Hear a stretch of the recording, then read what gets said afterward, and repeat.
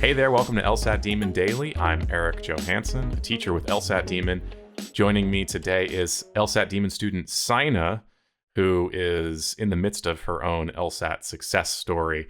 Wonderful to have you here, Sina. Thanks for joining. Thank you for having me.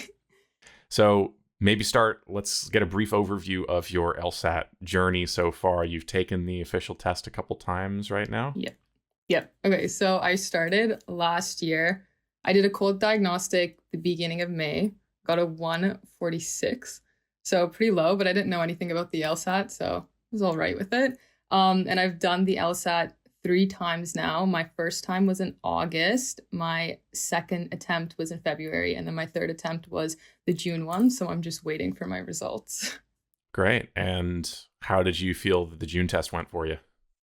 I think I was definitely the most prepped for the June one. I had a whole different mentality going into the June one than the other two. I felt pretty good. Games was always my favorite section, so that was my second section on the test, because I always thought they were easy, and when I was practicing, they flew by. So it was like a break section for me. So I was really excited for it, but then unfortunately, I didn't have enough time to finish my last game.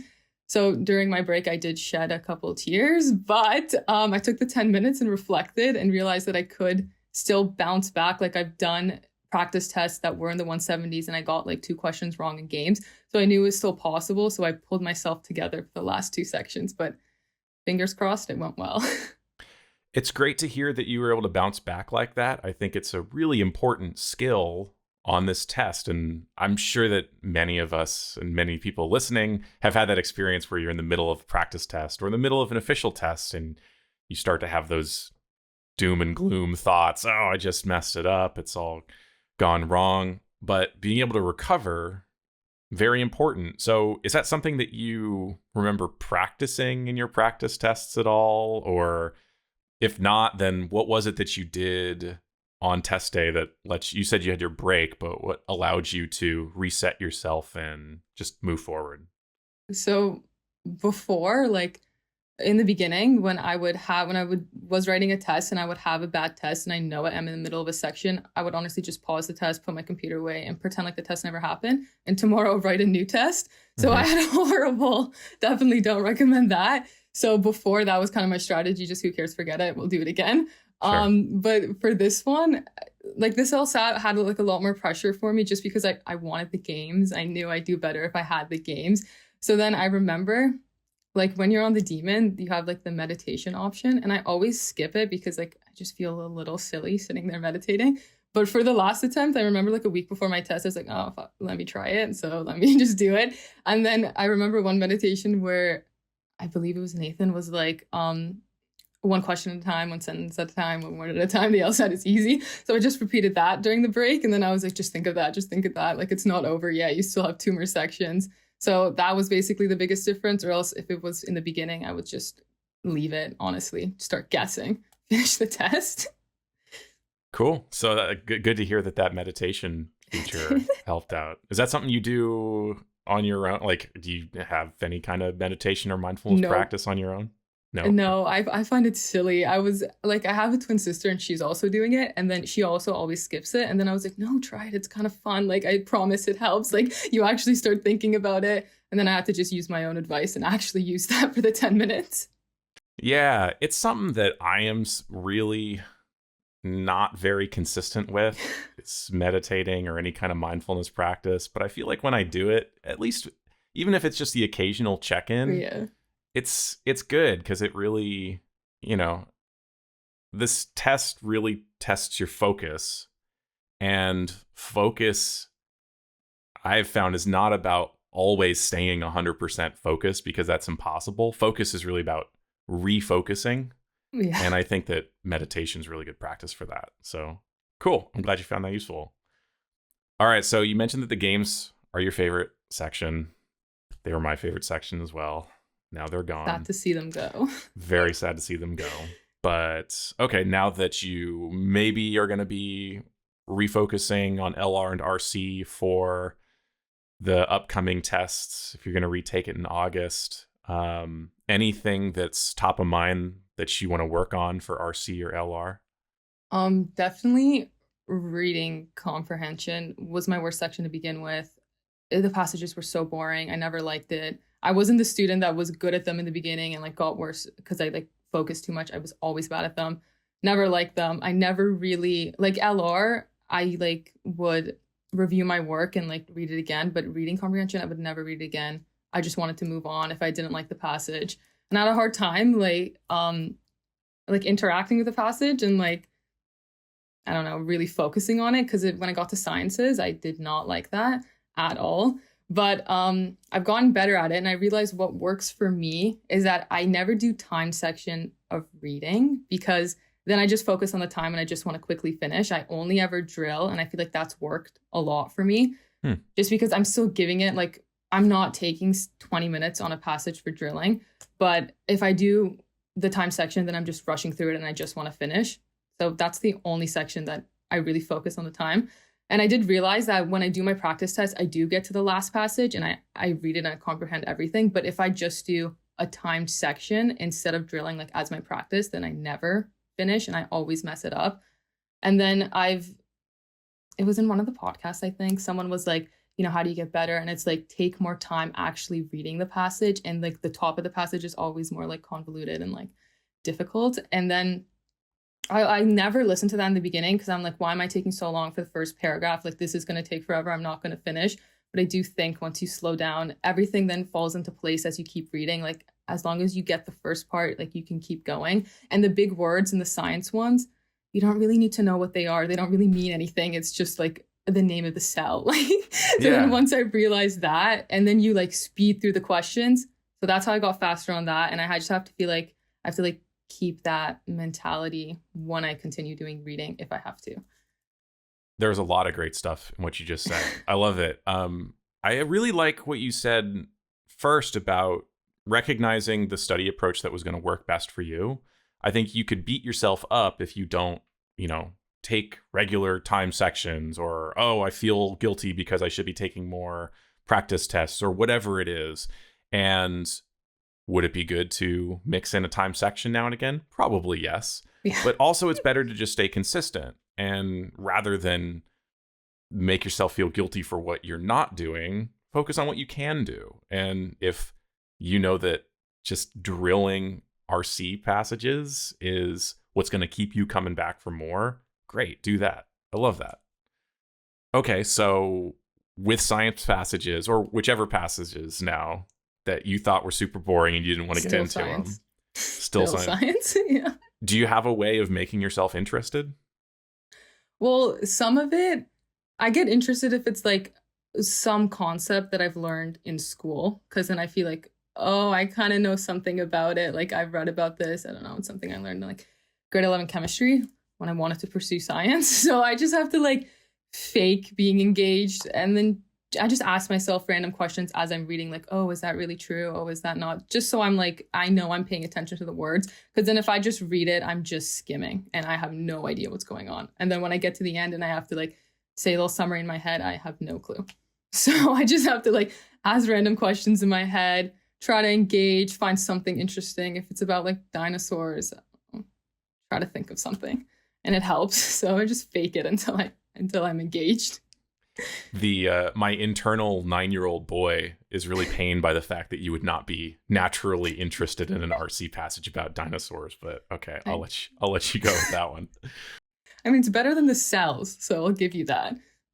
Biology, no. Fair enough. Okay, logical reasoning, something that you enjoyed from the beginning, or did you have to work your way into that one as well? That one was all right. The only reason I liked it better than reading was because they were short, so I thought they were like better. I just kept going through them. Again, with LR, I saw the most improvement. It's just because in the beginning of my studies, I was more focused on the number, whether it be like my dashboard number or how long I've been drilling, or tests. I was obsessed with test scores. So I'd take tests constantly just to see the number grow. Like I just wanted to see improvement. And even though like you do a time section is 35 minutes, you could be reviewing for an hour, which is just as good. But if I just saw the 35 minutes, that wasn't enough. And I had to do more because I had to see like at least 3 hours of work done. And again, it was the biggest difference between my first 2 attempts and my last one. like I didn't really care about how long I was doing it. 1 hour was so much better than 5 hours. So for Mm. LR, again, I feel like drilling was what really helped me, because drilling was like they would give you the harder questions. And then I don't know, I feel like if I got it, I got it. And then I made like what kept me going with drilling is I would make bets with my sister. Like we would do, there would be like a chore, and I'd be like, whoever drills for 30 minutes and gets the least wrong would have to do the chore. So Great. I feel like that kept it interesting and fun. And just because drilling, when I was studying for even the June one that I recently took, a little bit of it was still like during my last year at school, which like were my exams, and I still have to keep my GPA high. So I felt like drilling, when I had the energy to do the LSAT, drilling was so much easier. I didn't have time to do 35 minutes. And I knew that once I started the 35 minutes, if I was tired or not having a good day, I knew it would be bad and I would get like a lot wrong, and then I'd be so hard on myself. So I feel like drilling made a huge difference. And then when I would do the time sections, like you could see it, because then you do so much better. But again, I feel like drilling was the secret for me. Like, don't focus on the tests and the time sections, just drill. 100%. You get to just Yeah. focus on one at a time that you Yeah. know is going to be a good challenge for you, but the time doesn't matter. Yeah. Just don't get it wrong so that you don't have to do the chores. Exactly. I love that. Add a little competition to your LSAT study. So is your sister your study buddy? Yeah, I mean, we don't really like tutor each other, but at the end, I was like, I know everybody says if you teach someone else, you're going to get better at it yourself.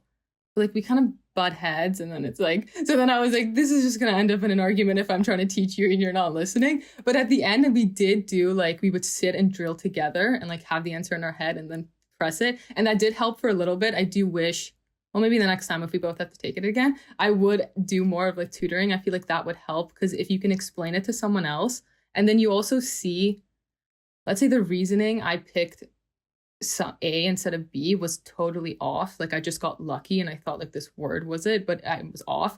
Like then you'd understand if she told me no, like this other passage I had didn't have that. So I feel like I would definitely go the tutoring route. If you have like a buddy, use it. It helps.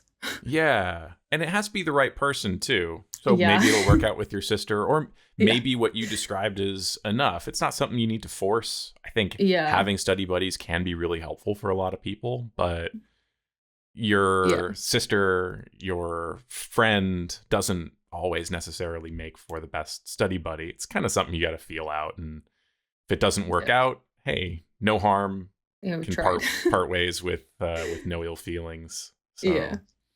well, that's a lot of great stuff, kind of insights into what's worked for you in RC and LR. What's next for you, gearing up for the August test? Well, I was gonna continue studying, but I was like, let me just give myself a little break, see what the mark is. It could be good. If it's anything in the 170s, I'm done. I'm packing up my studying and I'll start my little applications. If not, then I'll probably do, I don't know, it's between August and September. Thinking like I could have an extra month, but I do feel pretty prepped. Been studying for a while, so I feel like I know what I'm doing, and I have my like study schedule that works for me pretty down packed. So I feel like I could do August, but it's either going to be August or September. Yeah, what is the study schedule that works for you now? Is it you're not doing 5 hours a day anymore? Definitely not. No. I do like 1 to 2 hours. It's just that like when it's summer, I feel like if I'm studying for 1 hour and I do it during the day, and then like my parents come home and I'm sitting there watching Suits for motivation, they're like, why aren't you studying? And I was like, no, trust me, this works. 1 hour. I know it looks like I'm not doing anything, but it works. Mm-hmm. I just feel like it's 1 hour, and it's like, it doesn't necessarily have to be during the day. I used to be very much like, because I heard like the podcast, you guys are always like, give your best hour, like your best hour to it. And then I always assumed the best hour would be during the day, and I always took it like that, but I know it doesn't mean it like that, because I would have my best drilling right before I'm about to go to bed at like 11. In my bed, lights off, Great. literally just me and my computer, and I would have the best drilling when I do that. So I feel like now my schedule is less rigid, just so then I enjoy it, and then I actually want to study. And it's more like give your best hour, 2 hours whenever in the day. It doesn't necessarily have to be in the morning. And I take breaks in between, and I focus a lot more on reviewing. Now, if I do a section of like LR, I used to not blind review at all either. I would look at the questions I got wrong, pick my second choice, which most likely it would be correct because I'm always stumped between two. But now I like blind review, even if I get two wrong in the whole thing, just to ensure that the reason I picked it wasn't like just mere luck, like I actually knew, and try to catch the two that I didn't. So I feel like now focus on reviewing, don't spend 5 hours. And it is really easy. Like the reason why in the beginning I was so stressed, like the first person I talked about, the LSAT, was like, no, you have to spend 8 hours, like do it over your summer, make sure you have nothing, no work, no nothing. And I got so stressed. And I was told the games were so hard. It was math. I was freaking out. Like, I don't know if I want to do this. Maybe I'll stick to business, do the GMAT, like let's go down the master's path. But it really isn't hard. And once you think of it as like any other test, it's just a little bit more time consuming. It really isn't hard and you'll do great. Awesome. Any last words of wisdom or advice that you would have for current students before I let you go? Use the LSAT Demon. Use the LSAT Demon. You guys make it fun. The videos are fun. I loved watching the videos. Reading the explanations are fun. Definitely use the Demon. And because you guys focus on understanding the passage and not just little like tricks and tips, because then once you focus on the tricks and tips, you don't actually understand the passage and you're just looking for an easy way out. But you guys make it easy. That's awesome. Sina, thank you so much. It's been a pleasure having you on. I can't wait to hear how it goes for you with your June scores coming back soon. Fingers crossed for you. And even if that wasn't your day, I have no doubt that you're going to crush it in August or September. So thank you. Rooting for you. Thanks again. Thank you. All right. Email daily@lsatdemon.com if you'd like to ask us a question or share some LSAT or law school admissions news. Thanks for listening.